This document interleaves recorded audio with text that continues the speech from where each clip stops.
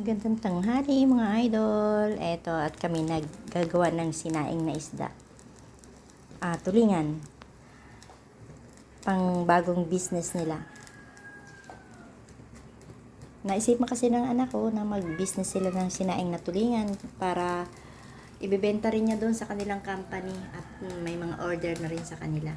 At natikman ko na guys, talagang ito ang inulam ko. Binayaran ko kasi unang benta. Ang sarap, naparami yung kain ko talaga. Ayan o, tingnan nyo naman o. Sarap diba? Sa tingin pa lang ulam na. Order.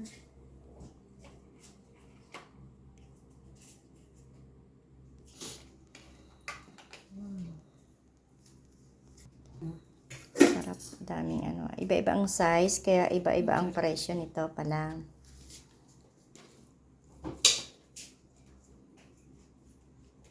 Dapat dito ka sa malapit, nahirapan ka yata dyan.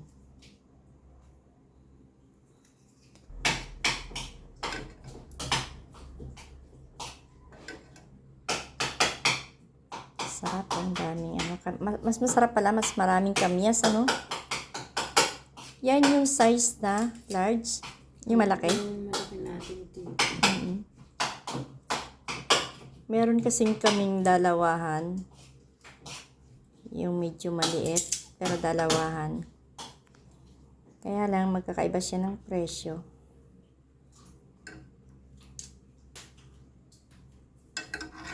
Ayan.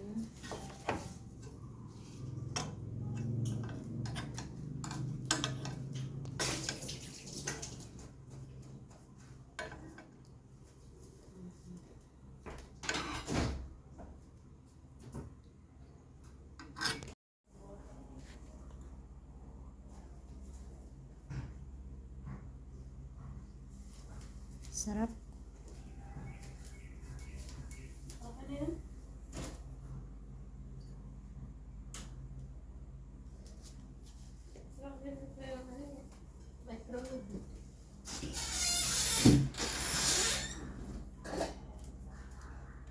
Ito ang sinaing na tulingan.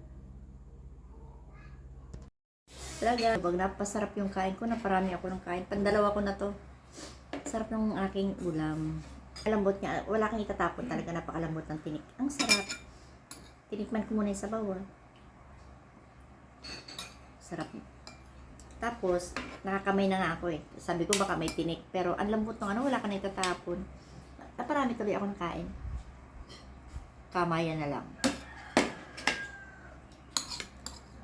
Pinalambot niya to sa pressure cooker. Tapos may kamyas. Nilagyan ng patis. At merong konting taba ng karning baka. Yun ang kanyang pinagawang mantika. Sarap. Kain tayo. Pero hindi to libre ah. Hindi ako pumayag na libre kasi syempre unang tikim, unang ulam, kailangan para masaya naman, bayaran. Pag unang business, pag negosyo talaga, wala kang lilibre para hindi naman malugi kasi di ba? Yung presyo sa labas, yung pa rin ang presyo sa sarili. Habang kumakain ako, dumadaldal ako. Ang ano nito, sa isang tab, 2 piraso is magkano? 135. Hindi ka nalugi. Kasi talagang mapaparami ka ng kain. Kasi ang sarap. Hindi,